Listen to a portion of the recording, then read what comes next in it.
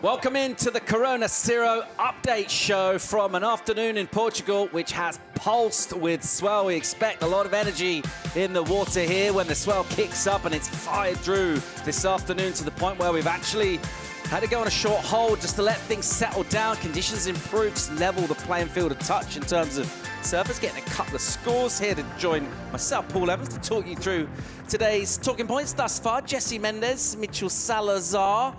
Wow, a lot happened. Things escalated. You know what's so crazy, too, is that we went from Heat 1 being so great and absolutely massive to all of a sudden it being too big. And that second reef that Jesse was talking about, I have not seen that wave break either. It's big out there, gentlemen. Really big. When things do get big, Jesse, one of the things we expect is Jack Robinson to absolutely flourish, be in his element. That's what we saw from Robbo. I mean, the connection that he has with the ocean everywhere, whenever he gets above 6 foot, is really second to none. It's just a few guys that come up to me, like obviously Gabriel and John are guys kind of like in that same. Seth Moniz as well, Barry Mamiya, but man, he put in a show for us, and it looked like we were setting ourselves up for one of the best days ever. And then all of a sudden, onshore came in, and it's kind of a nightmare out there. It's very hard. I did not want to paddle out right now whatsoever. Mitch, your first time in Portugal. We told you to expect the unexpected. I know, bro, but I didn't think it was going to be that. Now, I knew it was going to be big this afternoon. That's kind of like consequential right there. I was thinking to myself, do I even want to surf right now? Like, that's how gnarly it was. And just seeing all these guys come in, Jack seemed like he was really elated, and a good amount of energy that you have to expend out there this afternoon just to be able to get back out.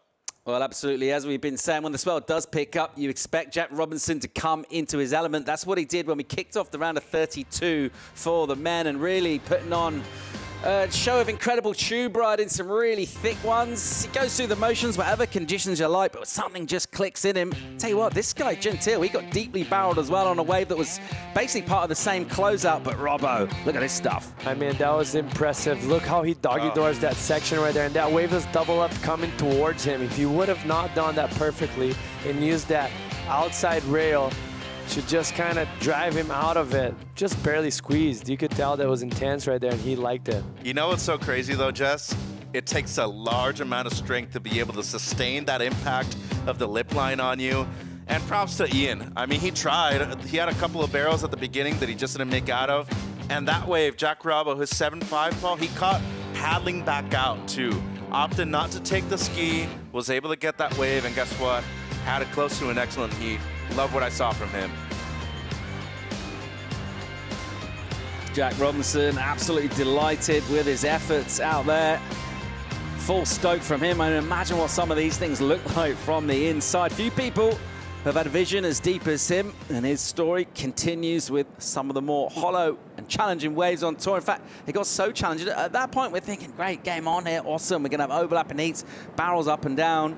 An hour or so later, we've actually had to just press the pause button a bit. Yeah, and once again, it just got too big to the point that I think the only way we're able to run a comp right now is if we have ski assistance, of course, but it has to be offshore. I mean, there's no way anybody can go and surf out there and try to post anything better than a 6 with just a closeout turn. It's just too big and unmanageable, really. And what it really is a closeout turn out there. Like it's like you're talking about a very big lip that you're going against it. So it really is like hard to be contestable, but things seems to be cleaning up once again. We had that onshore come in, and it's going to be shifty today, like that southeast through south winds. It's going to be kind of moving and making things very interesting. Yeah, all part of the conversation here really in Portugal. We came down really early this morning. We had a bunch of holds even this morning. Whenever that happens at any event, you know, okay, we're expecting to be able to run something here today, but even throughout this afternoon as well, we're reasonably optimistic about being able to get going here, maybe. 100%. It's already cleaned up in the last 10 minutes and by far, but this is the reality of surfing as a sport. And especially with how long of a waiting period we have, it's way better to go on hold and make sure that we're actually giving these surfers the options to surf way better and cleaner conditions, especially when we talk about the danger factor. We were both looking at it this morning thinking, okay, it's waist high. All of a sudden, it's double overhead right now, Jess. Yeah, if not more, to tell you the truth, like those waves that are breaking right behind us, the surfers are surfing a little bit more towards the right of the scaffolding today, as we already mentioned. But the waves breaking behind us, it's connecting from second There's a reef. sandbar over there. There's second reef Supertubos right here, or even third reef. It's like just rolling all the way through, and it's very unruly.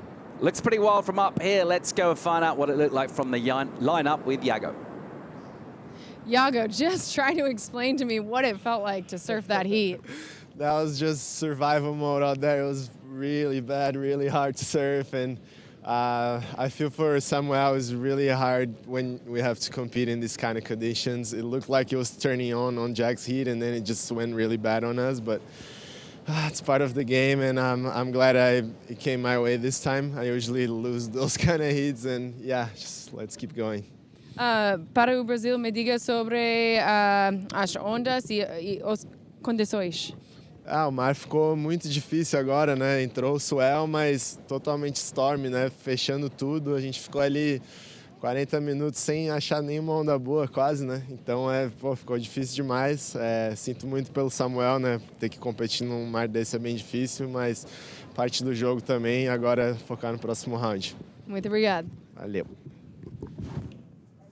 Yeah, thanks, AJ. Really interesting to pick up that point, and to the point you were making, you want to put a run for a world title together. It's all about getting through those challenging ones as well, and maybe that is something different we're seeing from Yago as well. Yeah, maturity. I mean, that's the first thing that comes to mind. And if you're thinking about, we have 10 events plus the finals.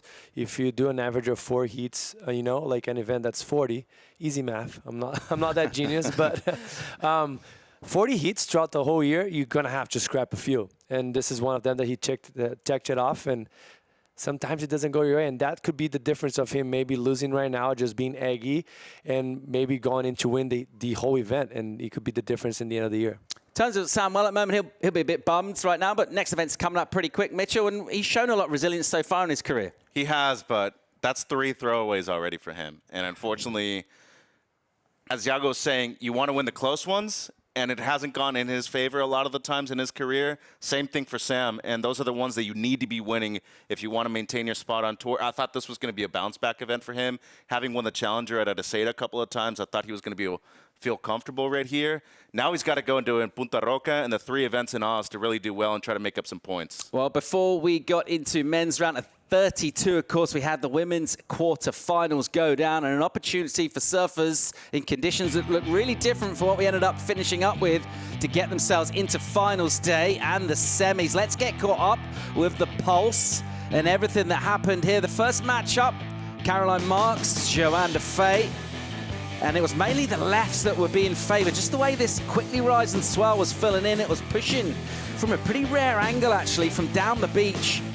And the lefts for Caroline Marks, she said, thanks very much. We know all about what the reunion islander can do in lefts. And she rallied. She got a couple of good waves of her own, but ultimately Caroline went backhand attack as well against the grainer on the right.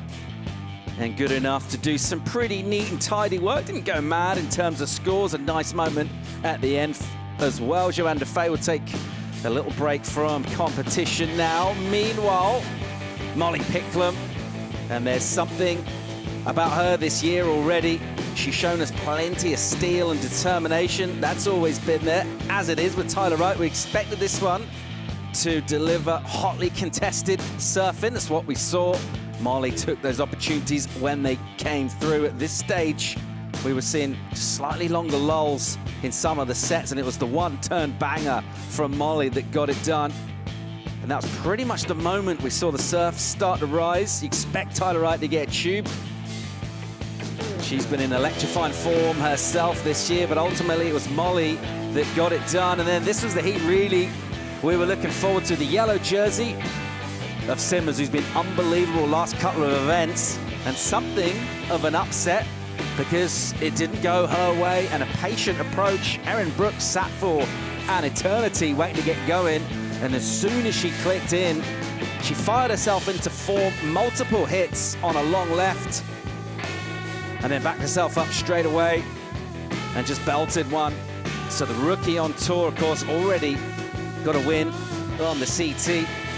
But right now, taking on the very best in the world and getting the better of her. Really cool story between these two as well. They've been surfing and hanging together for a long time. Nice vibes out in the water.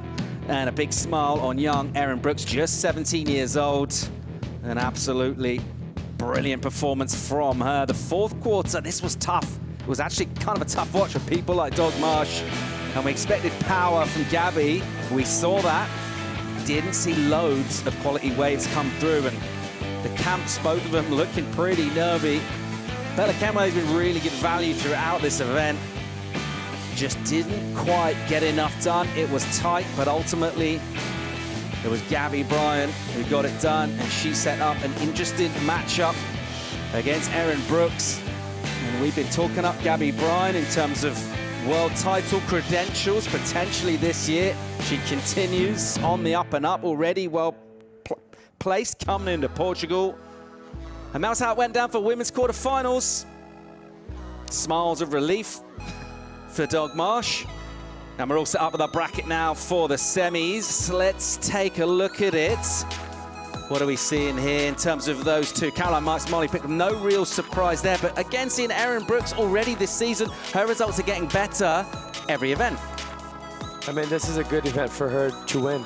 I really feel like she's in a good rhythm. She's surfing faster than everyone. I have no doubt on that. And just the way she's cutting the water. It's going to be a different game tomorrow if we ended up running it, because it's going to be much bigger than what she surfed it so far. But she's been on it there. Mitch, we talk about people peaking on finals. They're the very best to do it. Thinking of a former world champ, Caroline Marks, we haven't seen like massive numbers from her yet. That's a strong point right there. And another thing to consider, too, is that all four of those ladies are under the age of 25.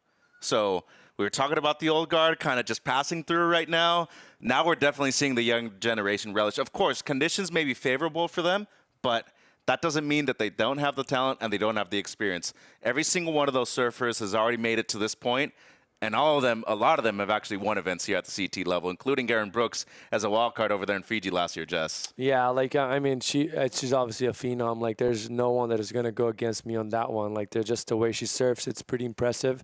And she's very competitive as well. Like, it's kind of like some people are born with it. Some people have to learn how to become one. And she's one of those persons that seems like every time she put on a jersey, she's like on point. Like, she's on fire. She has a lot of energy, and it translates to her scores and how she does well in the events. Yeah, and speed definitely is your friend at a break like this, and that's why I feel like she's done so well in the past few days, Paul.